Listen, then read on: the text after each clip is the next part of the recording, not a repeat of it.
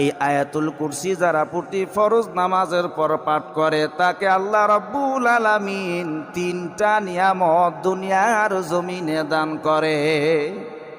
কয়টা নিয়ামত? 3টে। 1 নম্বরে হলো কৃতজ্ঞ অন্তর। কৃতজ্ঞ অন্তর, তার অন্তরটা আল্লাহমুখী হবে, তার অন্তরের মধ্যে কোনো পাপাচারের কামনা বাসনা আসবে না। সুবহানাল্লাহ কোন।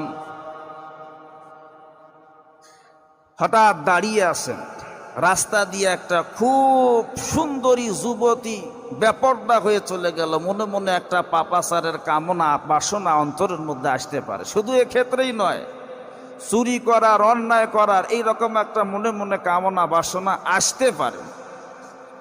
ওই সময় আপনি আস্তাগফিরুল্লাহ পাঠ করেন। মনের মধ্যে যখনই পাপাচারের কামনা বাসনা কল্পনা এসে যাবে তখন আপনি আস্তাগফিরুল্লাহ পাঠ করেন। আস্তাগফিরুল্লাহ আস্তাগফিরুল্লাহ পাঠ করার পরেও দেখতেছেন যে ওই সুন্দরী মহিলার চেহারাটা আমার চোখের কল্পনা থেকে যাইতেছে না, এই পাপাচারের খায়েশ আমার চোখের মধ্যে ভাসতেছে, তাহলে মনে করবেন যে আপনার পাপাচারের গভীরতাটা এত বেশি হয়ে গেছে, আস্তাগফিরুল্লাহ দিয়ে কোনো কাজ হচ্ছে না। কথা বোঝেন নাই? এত পাপাচারের গভীরতাটা এত হয়ে গেছে, এত গভীরে চলে গেছে যে এই আস্তাগফিরুল্লাহ দিয়ে কোনো কাজই হচ্ছে না। তখন আপনার খাঁটি তওবা করতে হবে। কথা বোঝেন নাই? আর যারা প্রতি ফরজ নামাজের পর আয়াতুল কুরসি নিয়মিত পাঠ করবে তার অন্তরটা হবে কৃতজ্ঞ অন্তর। এমন পাপাচারের কল্পনা বাসনা আল্লাহ পাক তার অন্তর থেকে দূরীভূত করে দেবে। সুবহানাল্লাহ কোন। প্রতি ফরজ নামাজের পরে আয়াতুল কুরসি পড়ার দরকার আছে না নাই?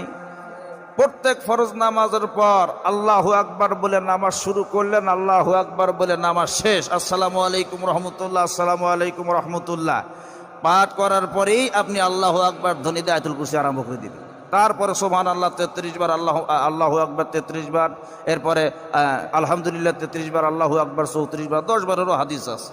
আরও অন্য অন্য ফরজ নামাজের পর অনেক আমল রয়েছে, আলেম ওলামার কাছ থেকে জেনে নেবেন। তবে আয়াতুল কুরসিটাও ফরজ নামাজের পর একটা আমল।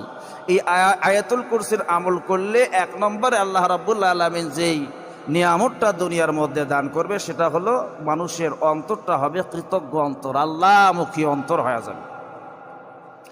2 নম্বর হলো যারা প্রতি ফরজ নামাজের পর আয়াতুল কুরসি পাঠ করবে আমার বন্ধুগণ, আল্লাহ দুনিয়ার জমিনে তাকে ওলি হিসেবে গ্রহণ করবে। সুবহানাল্লাহ খান।